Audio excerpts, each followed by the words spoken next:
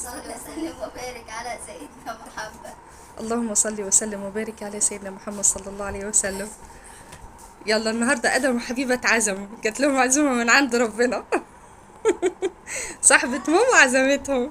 يلا مش تقولوا شكرا او اي حاجه؟ طب قولوا بسم الله الرحمن الرحيم. مفيش كلام. يلا هتاكلوا ايه النهارده؟ هياكلوا شاورما اللي هما بيحبوها، احنا كل مره بنعملها في البيت بس المره دي ايه، طنط ربنا يكرمها حبت تعزمهم يعني كده تفرحهم النهارده. يلا قولوا بسم الله الرحمن الرحيم. حلوه، حلوه الشاورما. ايه؟ نعم. بفتح يلا الباب. افتح طيب بسرعه يلا عشان تاكل. دوق الشاورما.